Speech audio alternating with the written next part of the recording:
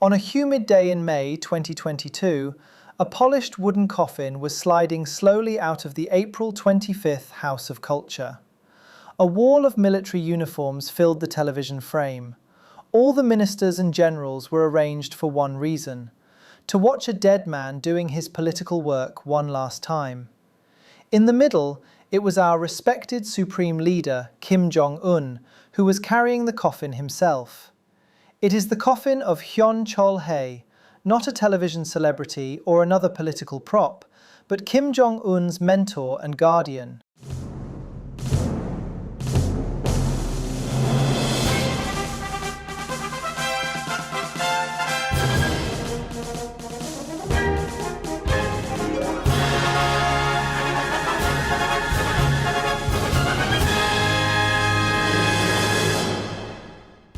In most countries, a mentor is someone who explains office politics and tells you which email chains to ignore.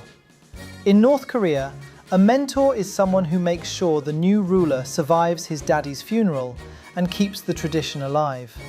Every dictatorship has a succession problem.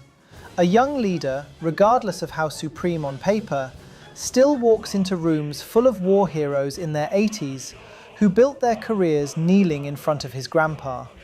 Besides, no one was born an evil genius, and the successor is groomed to be the dictator. If Kim Jong-un is some kind of evil version of Luke Skywalker, then Hyon Chol-hae is his master Yoda. Hyon didn't confer Kim any substantial power, but Hyon taught Kim how to think, how to rule, and how to use his power to make fellow comrades fear and tremble.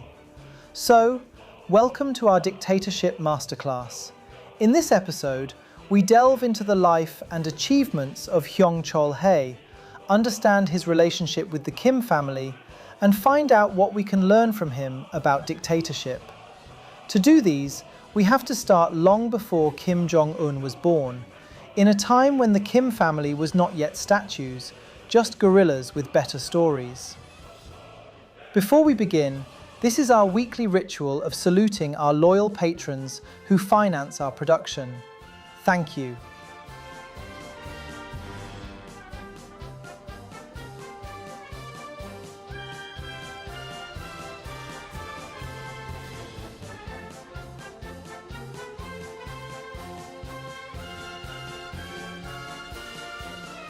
Now, buckle up, let's begin.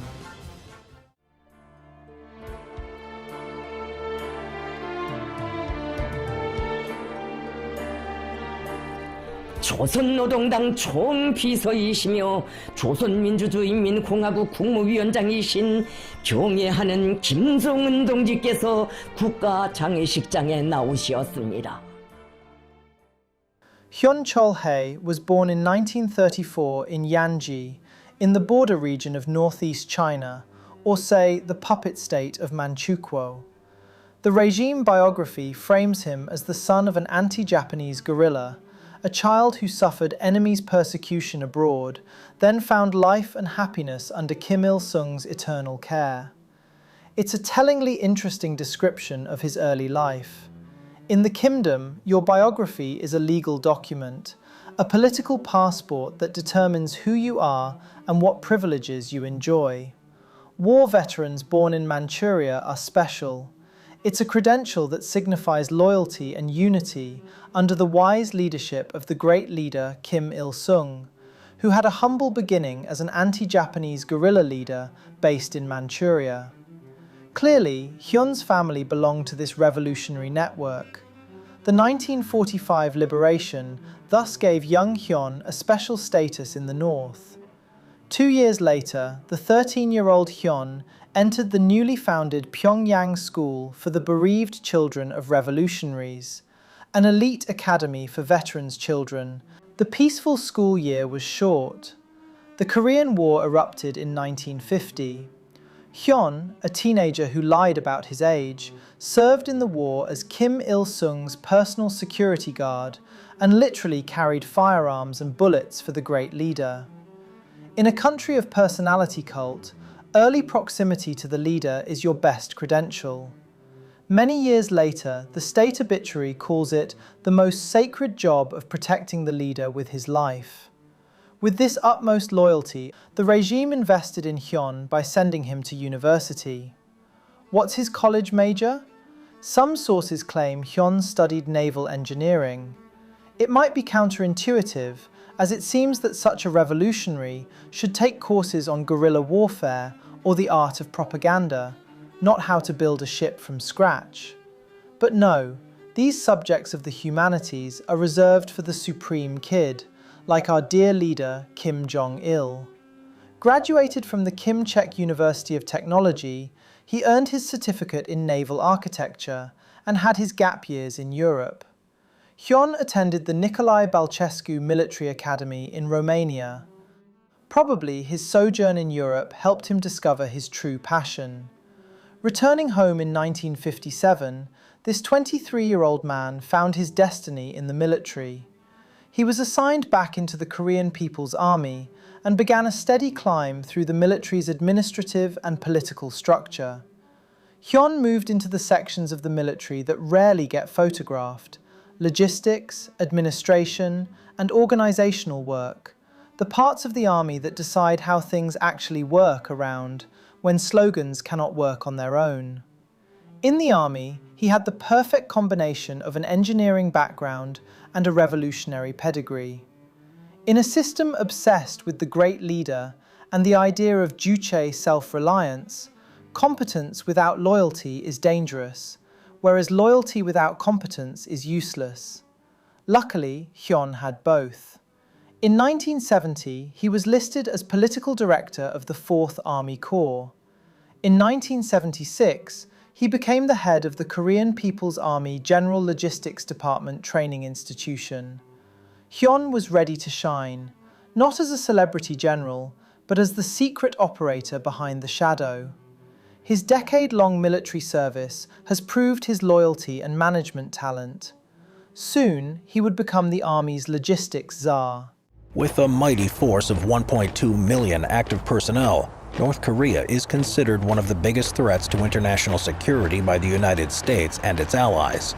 Indeed, 36% of North Korean population comprises the manpower available for military service.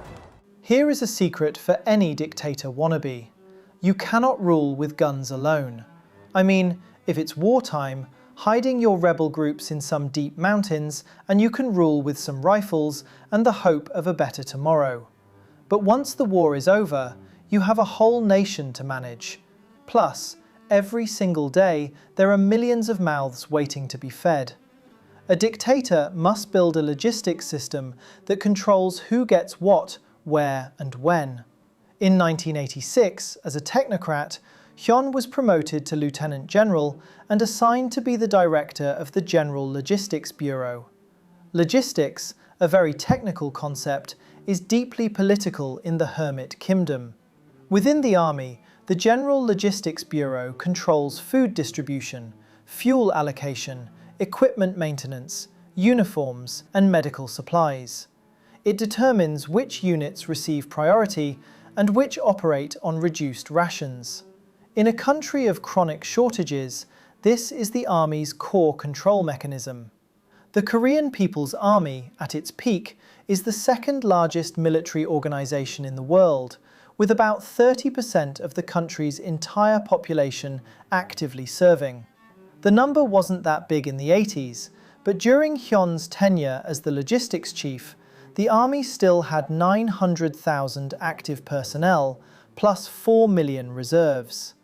It was a massive network that included ground forces, air units, naval commands, special operations brigades, and a sprawling rear services network that connects factories, farms, depots, and railways. Managing such a structure is not your average administrative task, but controlling the nation. Trucks that move grain from cooperative farms to battalions pass through a chain of approval. Shipment of fuel allocated to one mechanized division means someone else's vehicles will remain idle. These might be trivial questions in a country of abundance and production surplus, like The US Army usually has enough tanks and equipment to abandon on the battlefield. But North Korea has nothing to spare, and the logistics must be optimal. And to Hyun's credit, he did a great job. The Soviet Union and its Socialist alliance collapsed in 1991. Subsidized oil disappeared. Trade arrangements were revoked. Spare parts became scarce. Foreign currency all dried up. By the mid-1990s, North Korea was sliding into a decade-long famine that starved millions to death and made hunger a patriotic exercise. It was the regime's pressure point, and for obvious reasons, the army must not collapse. Here comes the famous military-first politics. Under the wise leadership of the dear leader Kim Jong-il, the military was prioritized in resource allocation. It is about ensuring that the state's violent machine does not turn against the center, and making sure that the soldiers have full bellies to quash those traitorous rebels. So, Hyun was tasked with these big questions. Which units guarding Pyongyang receive full rations? Which border commands are expected to provide their own food supply? Which factories are diverted to produce military goods instead of civilian products? The General Logistics Bureau does not issue public decrees, nor does it appear on propaganda posters. It operates through spreadsheets, rail schedules, warehouse inventories, and secret procurement channels. In a command economy under strain, Hyon Chol-hae controls the country's lifeline. Hyun's technical background is relevant. Naval engineering may seem distant from food distribution, but previous training helped him create a scientific habit. He understood that the entire military supply chain is a fragile system. One breakdown in fuel supply affects transport. Transport delays affect rations. Reduced rations affect morale. Low morale affects discipline. Then, discipline affects loyalty, and loyalty is everything. Hyun created a network between supply chain officers, industrial suppliers, and regional commanders. It helped that he kept being informed about which commanders made shortage complaints and were potentially disloyal. His outstanding performances and strategic usefulness had earned him a promotion. In October 1995, Hyon Chol-hae was assigned as Deputy Director of the Korean People's Army's General Political Bureau, the Army's ideological oversight body. The Bureau evaluates officers' political reliability, conducts study sessions, and compiles reports upward to the leadership, also known as the Dear Leader himself. That's right, Hyun became a key aide to Kim Jong-il in his military management. His job was monitoring other generals' loyalty status and taking all necessary precautions to make sure nobody revolts. If a commander expresses dissatisfaction, there are quite a few options. Send someone to pacify him, rotate him to another post, set up an investigation for his insufficient revolutionary zeal, or you can quietly delay his unit's resupply schedule as an alert. Remember, the country was in a great famine and cannot afford dramatic purges on a weekly basis. Pure brutality only exacerbates the problem. Instead, as the army's effective HR boss, Hyun must calibrate the level of pressure, making a balancing act between carrots and sticks. This is the kind of environment in which Hyun's power and reputation solidify. He built a reliable system that pacified regional commanders and appeased the dear leader. Two incidents from the 90s illustrate his importance and unshakable status. First, in 1994, Hyun appears on Kim Il-sung's funeral committee, an early signal that he had already entered the regime's trusted military/political tier. As the country entered a new stage of fragile transition, Hyun was entrusted with keeping the system running. Second, in 1996, his nephew, a North Korean diplomat to Zambia, defected to South Korea. By the North Korean normal standard of 3 generations of punishment, such a family connection would end Hyun's career, if not sending him to a labor camp. But miraculously, Hyon remains in his position. He was neither purged nor publicly humiliated. By that point, his institutional value likely had outweighed any political embarrassment. He was too embedded in the army's logistics and political machinery and wouldn't be discarded easily. Since being elected to the 10th Supreme People's Assembly in 1998, Hyon had become one of the powerful men of the kingdom, having the entire army practically in his control. By the early 2000s, as Kim Jong-il intensified his practice of on-site inspections, Hyon appeared regularly in the entourage. Our dear leader visited factories, air bases, shipyards, and collective farms. Cameras captured His Majesty's guidance from all possible handsome angles. Hyon, as a member of the Army's Operations Command Group, was often by the leader's side, positioned close enough to brief, introduce, explain, and take notes when needed. On the backstage, our logistics czar also coordinated security details and interactions for Kim Jong-il's field inspections with Special Force units. In 2007, he was further appointed the director of the National Defense Commission, the chief position of managing the daily operations of the nation's self-defense. Now, pause. This episode is not a resume reading. It is supposed to be about Hyon Chol-hae as Kim Jong-un's mentor. That's right, because this is the point where Hyun's career stops being purely institutional and starts becoming generational. The army's logistic man was ready to shift his focus from managing ration and discipline to managing the transition of the throne. The health of North Korea's communist leader appears to be improving. South Korean officials are now saying the North's longtime leader is on the road to recovery after apparently suffering a stroke. This latest information disputes reports that Kim Jong-il was gravely ill, which surfaced after Kim missed a national parade marking the country's 60th anniversary Tuesday. That followed weeks where Kim was not seen in public at all. Now South Korean officials are saying that Kim had brain surgery after suffering a stroke about August 15th. In the kingdom, succession is a taboo topic until it is already decided. According to the script, Kim Jong-un has no mentor and never received any specialized dictator training. After all, the Juche idea has taught that people are the masters of their own destiny.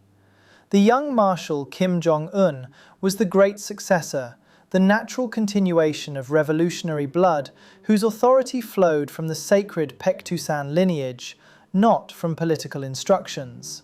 But sadly, none of these was true. Our current supreme leader learned to be a dictator under Hyon Chol-hae's mentorship. Into the 21st century, the Kim regime faced a structural problem. The famine era had weakened the economy but strengthened the military's centrality. Kim Jong-il was aging pretty badly due to his playboy lifestyle and sensual overindulgence. A succession plan must be on the schedule. Kim Jong-il had 3 known sons, Kim Jong-nam, the eldest, Kim Jong-chul, and Kim Jong-un, the youngest. None of these 3 had battlefield credentials, and none had ever held a senior state office. They had their ultra-comfortable youth in Europe, mostly in Switzerland, under assumed identities.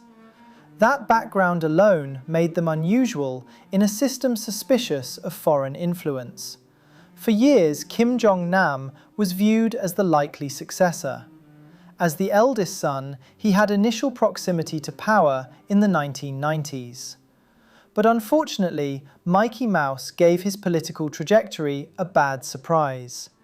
In 2001, his failed attempt to enter Japan using a forged Dominican Republic passport to visit Tokyo Disneyland became an international embarrassment. What's even more embarrassing is that he gave himself a cool Chinese alias, which translates as Fat Bear. How come a sensible Chinese middle-aged man has a formal name as the Fat Bear? All of a sudden, Kim Jong-nam became a global laughingstock. So, Jong-nam was gradually sidelined. Besides, the conservative military establishment never favored his capitalist lifestyle, his gambling addiction, and his lack of ideological seriousness. Kim Jong-chul, the second son, was even more unfit for the top job. Jong-chul is a musician, an artist who loved leather coats, aviator sunglasses, Eric Clapton, and the Fender guitar. He appeared less assertive and reportedly never inspired confidence among senior party leaders. Even if there was some internal backing for him, his position had never been consolidated. So, by the mid-2000s, attention shifted toward Kim Jong-un. It was not an easy choice, since our Lil Jong-un was too young, barely reaching his 20s. Although North Korea is a hereditary dictatorship, the succession plan still requires consent from the elites. The military, the party apparatus, and security organs must single-heartedly align behind the designated heir. Otherwise, succession means fragmentation. The turning point came in 2008. In August of that year, Kim Jong-il reportedly suffered a deadly stroke. His absence from public events triggered intense speculation. The regime's internal planning moved into accelerated mode. For the first time, succession was no longer a long-term preparation, but a desperately needed reality. The Kims had controlled North Korea for over 6 decades, but now Pyongyang was a political vacuum. The immediate question was, who would manage the state when the dear leader was in a coma? And what if he is partially recovered but physically unable to govern? Temporary regency? Collective leadership? Rapid succession? These questions loomed over the heads of the Pyongyang elites. Now, Uncle Jang Song-thaek entered the picture. Jang, married to Kim Jong-il's sister, Kim Kyung-hui, was another Workers' Party handyman, arguably the number 2, only under the dear leader. By 2008, he was a powerful administrative figure, widely seen by outside analysts as a key manager of internal affairs and economic policy. With Daddy Kim's absence, Jang assumed greater visible authority. He led an informal regency structure overseeing daily affairs, in charge of economic management, security organs, and parts of the party bureaucracy. At the same time, rumors intensified around Kim Jong-nam. This eldest son, residing mostly in the gambling haven of Macau and traveling through China and Southeast Asia, had contacts with Beijing political circles, and Uncle Jang always had his secret channel to send Jong-nam some pocket money to help him keep up with his polygamous lifestyle. Jong-nam, enjoying his capitalist chic life, occasionally gave informal interviews to Japanese media, speaking about reform, opening up, and modernizing North Korea, something that resonated with Beijing's model of state-oriented capitalism. So here is Kim Jong-un's biggest threat. With quiet Chinese backing and Uncle Jang's administrative support, Jong-nam could become a compromised successor if Kim Jong-il were permanently brain-dead. There was no hard evidence of a coordinated plot, but structurally, it's dangerous. Kim Jong-nam's occasional remarks about reform and openness, combined with his exposure to foreign systems, positioned him symbolically closer to a Chinese model of economic reform. Jang Song-thaek, who had involvement in special economic zones and cross-border projects, also appeared pragmatic on economic issues. For conservative military hardliners, however, economic reform means losing their power. Market expansion dilutes the centralized distribution system, but only empowers the economic officers and the entrepreneurial new rich business folks. And to Kim's worry, in a system where loyalty is maintained through controlled scarcity and patronage, uncontrolled markets would politically destabilize the country. The regime was confronting these competing trajectories. either accepting Kim Jong-nam and becoming a semi-opened commie state like China or Vietnam, or sticking to the Juche core and staying isolated and impoverished under the Kims. Kim Jong-il eventually reappeared in public in early 2009, visibly thinner but alive. Then, succession was no longer ambiguous. He formalized Kim Jong-un's position as the heir apparent. The alternative universe disappeared, and now Hyon Chol-hae seized the central spot. In moments of ideological uncertainty, the military stance becomes decisive.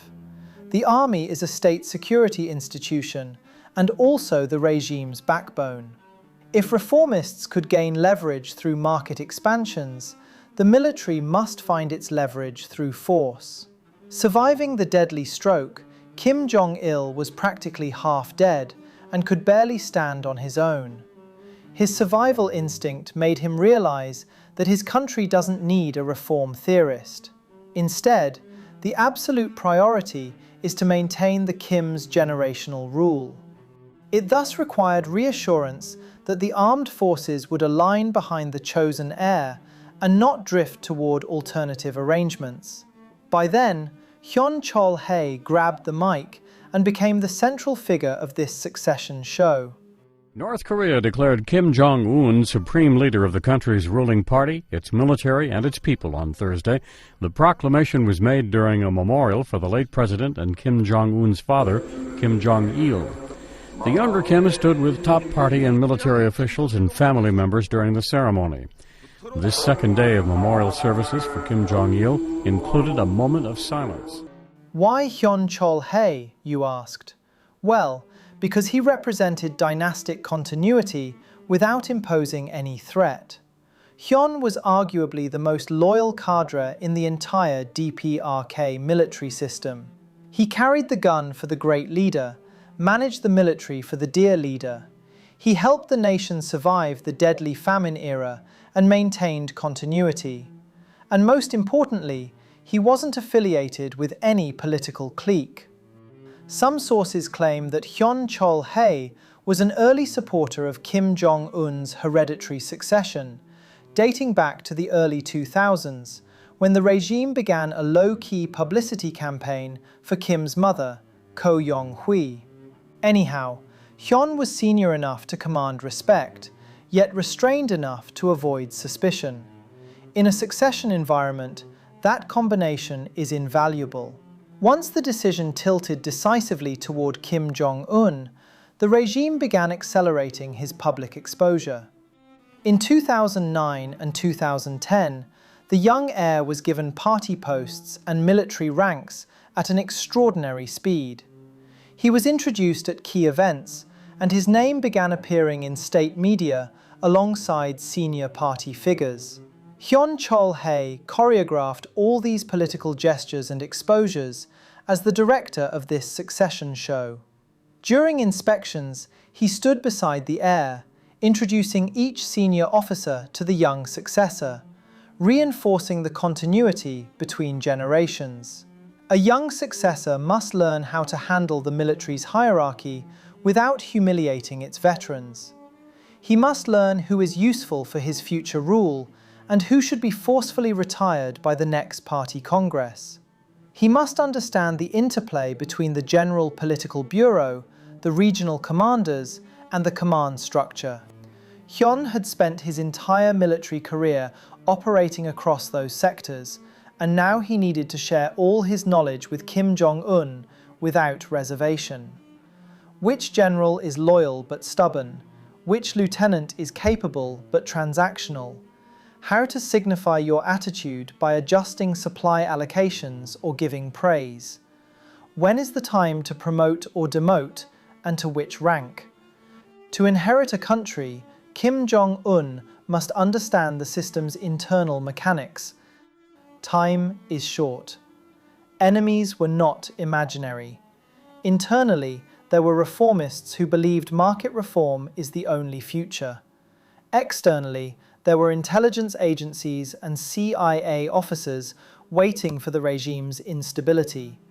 And inside the army, there were aging generals who had survived two leaders and were not about to be managed by a boy with a Swiss school background. The succession is not a simple declaration of who's going to rule tomorrow, but a series of engineered shows and behind-the-scenes power plays. Kim Jong-un had to appear in the military not as a guest, but as a commander. He had to speak the right vocabulary and make reference to the right historical battles. He must familiarize himself with supply chains, unit names, and command structures, becoming a part of the machine. A successor, who weighs real power but not a political puppet, must understand that it is the layers of the administrative officers that actually keep the system running. Thanks to Hyun's mentorship, decades of his military career were condensed into months of teaching. Some senior figures who might have objected had already been reassured, rotated, or retired. Others had been publicly honored and incorporated into the narrative of continuity. Hyun had spent decades around the previous leader and learned that the only loyalty in North Korea is loyalty to the leader. And this loyalty must be actively constructed. It was his dedication that made a smooth transition of power after Kim Jong-il's demise. In September 2010, at the third conference of the Workers' Party of Korea, the first such gathering in many decades, Kim Jong-un made his formal debut inside the party hierarchy. He was elevated to vice chairman of the Central Military Commission and promoted to 4-star general. And where was Hyon Chol-hae? Seated beside him. It's not an accident. The party never makes any accidents.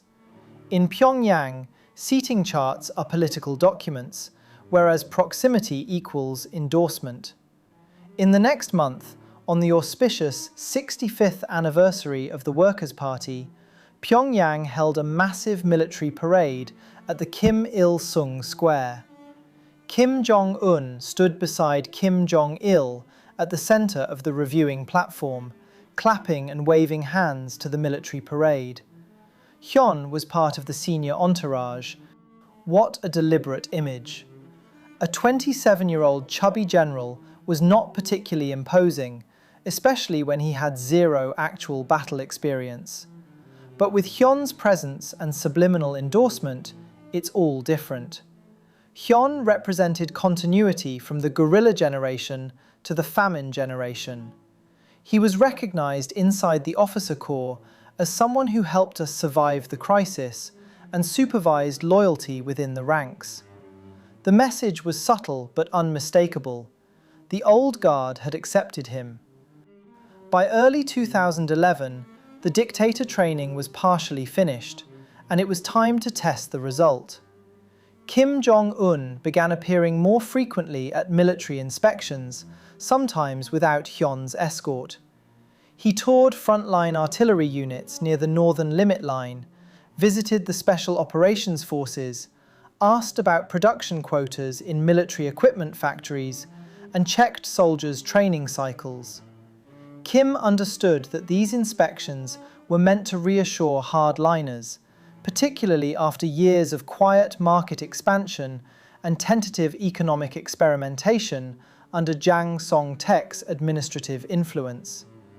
Hyun's mentorship formally shifted from preparation to reinforcement.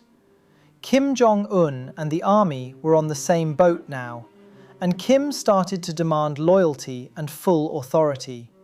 Senior commanders were photographed standing slightly behind Kim Jong-un, listening attentively. The young heir spoke with extraordinary confidence, criticized deficiencies while praising excellence. Then came December. On December 17, 2011, Kim Jong-il passed away. The announcement was delayed by 2 days, leaving some wiggle room for the great successor to secure his power and prepare the posthumous rites.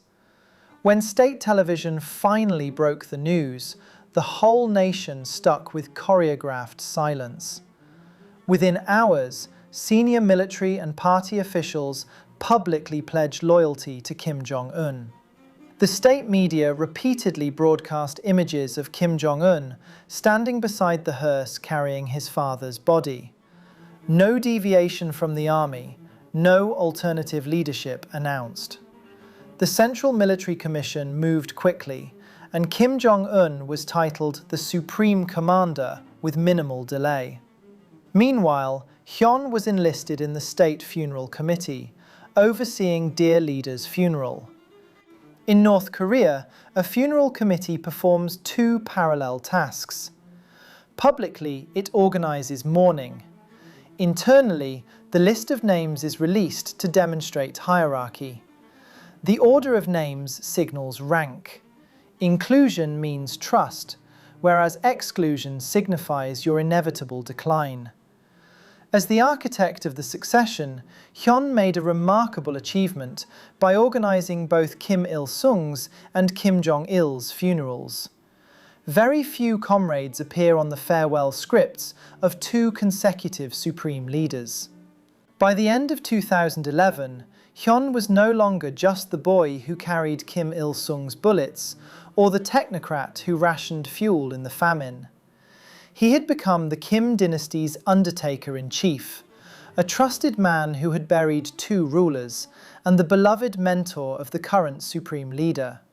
The scenes of mass grief were displayed across the North Korean capital as the cortege drove through the streets heading for the square named for his father and the country's founder, Kim Il-sung. People wailed and screamed and beat their chests as the cars passed by. Lamentations were loud as the cars circled the square twice in their first pass around the city center. In April 2012, at the Fourth Party Conference, Hyon was rewarded for his job well done. He became the first Vice Minister of the People's Armed Forces, serving as Chief of Rear Services, and brought into the most powerful party organs like the Politburo and the Central Military Commission. Meanwhile, his rank was elevated to Vice Marshal. It sent a deliberate signal. To the officer corps, those promotions mean that the mentor is safe, the system is grateful, and our supreme leader won't get rid of any national heroes after the deeds are done. To the administrative civil officers, the new supreme leader was not afraid of rewarding anyone who facilitated his rule. Hyun's new portfolio, on paper, looked familiar. He went back to what he understood best, managing logistics and discipline inside the Korean People's Army, just with a more meritorious medal pinned to his chest. In May 2013, he was replaced as first Vice Minister of Defense by John Chang-bok, his own predecessor as Logistics Director. Though some considered it a demotion, given Hyun's age of 79, it's more like an accomplished and peaceful retirement. He had done his part. History will remember him. Then came the final twist. In April 2016, Hyon received his final promotion. On April 15th, Kim Il-sung's birthday, Hyon was raised to the rank of Marshal of the Korean People's Army, the highest rank in the system. He became only the fifth person to hold that title, and one of the first serving officers to receive it in over 2 decades. After that, Hyon faded gradually from public view. His last known major appearance was at war anniversary events in July 2021, standing as a living relic of the Korean War generation in a state that incessantly repeats its myths to the younger populations. The grand finale came on May 19, 2022, when he died at the Ponghwa Clinic in Pyongyang from multiple organ failure, aged 87. Hyon was given a full state funeral. His body lay at the April 25th House of Culture, a place only reserved for the most important corpses of the Kim dynasty. The supreme disciple Kim Jong-un chaired the funeral committee himself, placing his name at the top of a long list of senior party, government, and military officials. The man who once helped organize two Kims' funerals now had his own funeral organized by a Kim. Life is a cycle, isn't it? When the coffin emerged from the hall, state television showed a carefully composed scene. A line of marshals and generals walked slowly under a sea of medals. At the center, wearing no mask in the middle of North Korea's first officially acknowledged COVID outbreak, was Kim Jong-un, physically carrying Hyun's coffin with his own hands. This was a shocking inversion for a system that normally considers the leader as a figure to be carried, not a man who carries. The cortege moved through streets lined with soldiers and citizens, then up to the Patriotic Martyrs Cemetery in Sinmi-ri, the hillside necropolis where the state buries its loyal veterans. As the coffin was lowered above the open grave, Kim stepped forward. He picked up soil himself and scattered it over the grave. Nothing was off the script. It's Kim's personal demonstration of his gratitude toward the man who had guided him through succession.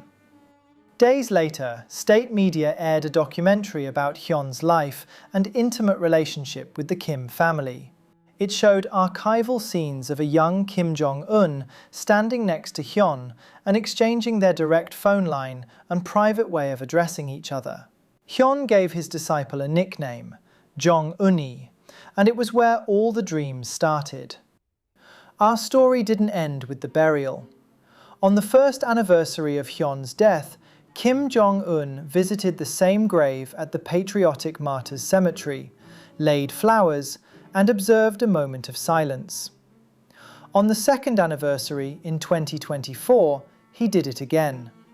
Meanwhile, the state media claimed that Hyun had helped Kim Jong-il tighten his grip over the military and had helped groom Kim Jong-un as the next leader. On the third anniversary in 2025, Kim returned once more. Dressed in a black coat, our supreme leader personally remembered Hyun as the shadow of the great general Kim Jong-il and declared that he would live forever in our minds, always reminding us of the era of Kim Jong-il. In a regime where the leader never lowers himself before anyone, it seems that even Kim Jong-un has a forever soft spot in his heart. Hyun's documentary summarized his life. He was a model military and political official, a man of distinguished exploits who had always been with General Kim Jong-il, and who now serves as an example of how a revolutionary should live and die. By publicly venerating Hyun, Kim Jong-un taps into the North Korean historical consciousness. He has no guerrilla credentials and no famine-era achievements, but Hyon Chol-hae had them. Hyun's story is presented as the ideal career path: revolutionary lineage, technical competence, total loyalty, visible proximity to power, but never a second thought. The message to today's generals and ministers is clear. You will never be a Kim, but if you behave well and let Kims rule, you might someday be buried like Hyun. In life, Hyun helped manage the logistics of famine, the discipline of the army, and the politics of succession. In death, he is being used to teach one last lesson about loyalty.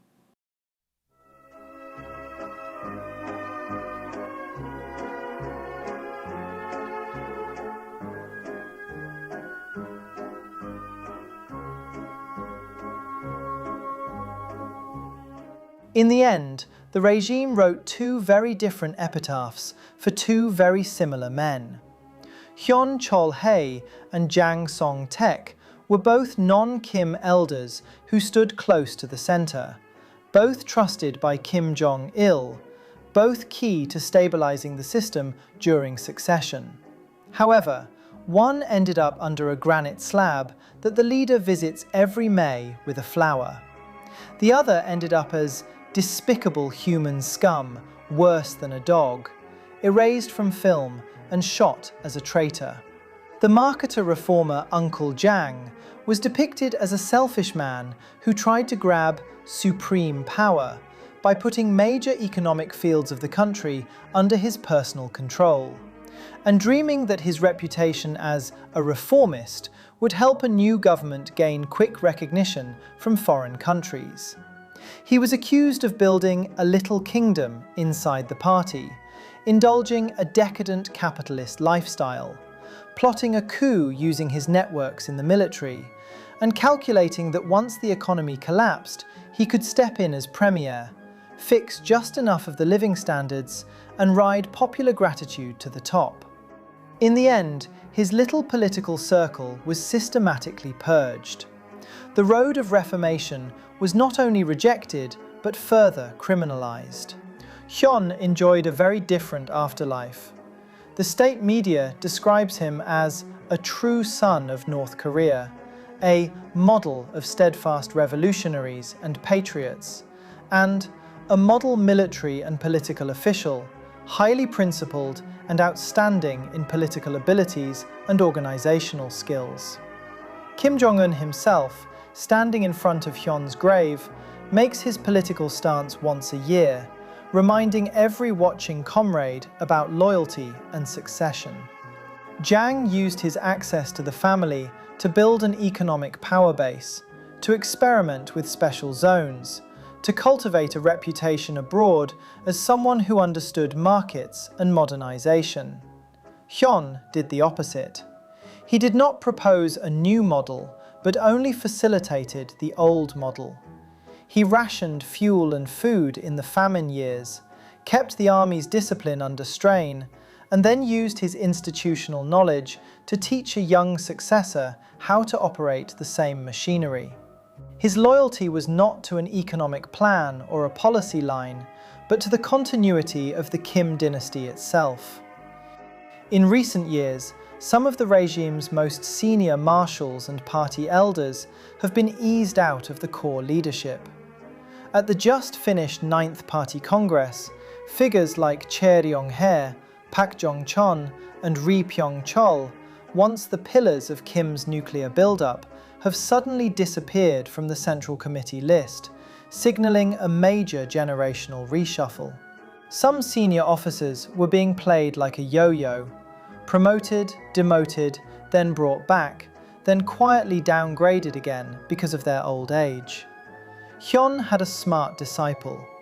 Though Kim Jong-un likely never learned anything about naval engineering, he had learned to play the game of politics. Further down the chain, the treatment is harsher. In Kim Jong-un's era, one bad day can end a career that took decades to build. Against this backdrop, Hyon's fate looks almost luxurious. He didn't die in an accident that needed a scapegoat, didn't miscalculate any personnel reshuffle, didn't attach his name to a doomed nuclear experiment. He aged, retired in stages, received his Marshal's star, and left the world on medical terms, not political terms. And, in his afterlife, the state news media emphasizes every year that the leader has not forgotten his mentor. Every year, officers at every level watch that broadcast and are reminded that, in this system, there are only two types of politicians you can be. You can be Jang Song-thaek, who tried to change the system and was finally erased from the system. Or you can be Hyon Chol-hae, who spent his entire life securing the system and now lives on as a dictator's forever mentor. So, to survive a system like this, which one will you choose?